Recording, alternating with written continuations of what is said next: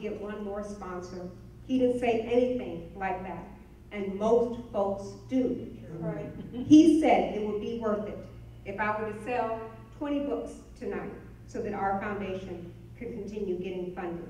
So please clap for Gerald.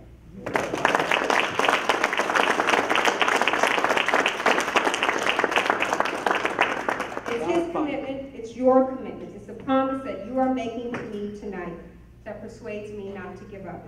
It is totally because of you, all my brilliant, bold, talented, and driven business leaders, that I give my all to this, that I put this before my family, that I've given up on my career.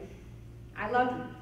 So I hope we're going to maximize the power and the potential Gerald has convened in here tonight. He's going to tell me, hopefully, in 1 week that he got 20 more SuccessNet members. And I'm going to tell him that at least 50 of you joined the million.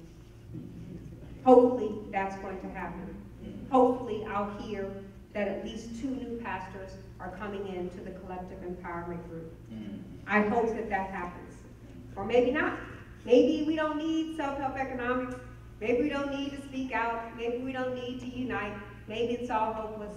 Maybe we'll just wait on some trickle-down generosity from Mitt Romney and George Bush and all of their friends who are just waiting for one more tax cut before they come right here to Cincinnati and create thousands of jobs for black people. They're just chomping at the bit to do that. They want to, but they can't afford to, bless their hearts, without one more tax shelter.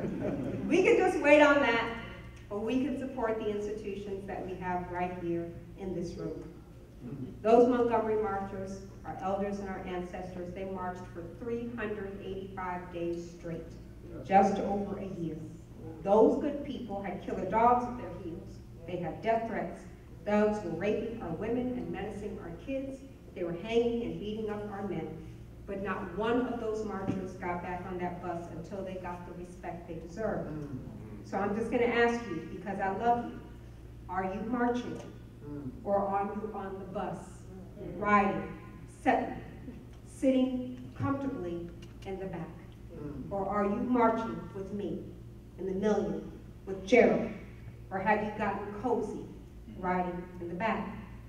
My mother, Luisa Maria, never graduated from high school. I always close with a tribute to her. Just a Cuban farm girl. She had lived in America for over 40 years and never learned how to drive. And she was the bravest, most intelligent woman I'll ever know. Because she taught me, even though we spoke Spanish, as high yellow as she could be, she taught me that we were just as black as our friends in Jackson, Mississippi, and in Soweto. That we just got dropped off a little early in slavery. That's how smart my mother was. And my terrific mother was diagnosed with pancreatic cancer in 2008, right when we had committed to doing this experiment. I was going to call this whole thing off to be with her, but Mima didn't let me. Mima said that this would be the most important thing that I'd ever do. And Mima's the reason that I'm here today. She lived way past that 1 month. 18 months with pancreatic cancer, and passed as I held her right after.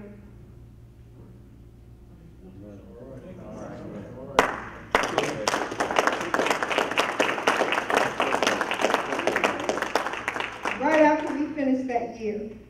And although he thinks it's sweet, it hurts me when Papa says to me that she lived that long just to make sure that I did what she told me to do.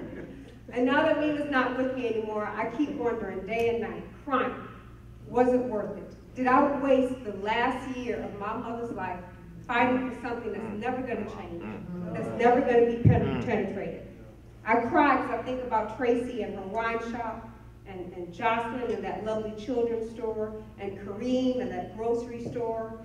He should have 20 of those now. Right. All of those businesses you saw in that video, they're gone.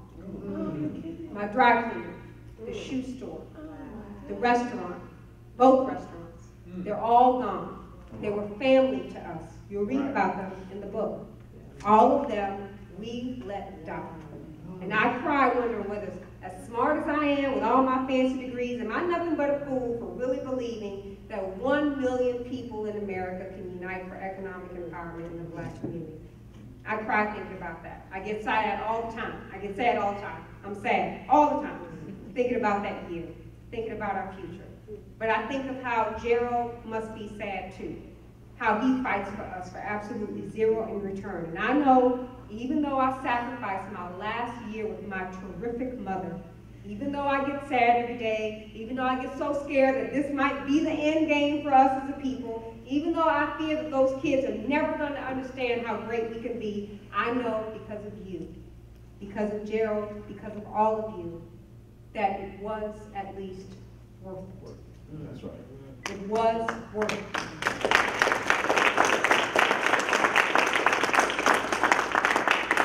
Because you're here, and the conversation is happening, and maybe the consumers will unite to back it up. I know that I can't bring Nima back, and I know that she's never going to know how right she was. But maybe we can bring Kareem back in that store. I really do believe that, and I hope you do too. That's the new empowerment experiment. That's what's going on tonight. That's what Gerald brought me here to share. It's not about an extreme thing that one family did. It's about the little things that we all can do. I really do hope you join the million. I have information for you at my table with my books, or you can just go to jointhemillion.com. All we need really is your email address and for you to say that you would commit to support Black businesses. I have information for you at the table. I hope to see you and meet all of you individually. I love you all. Thank you so much.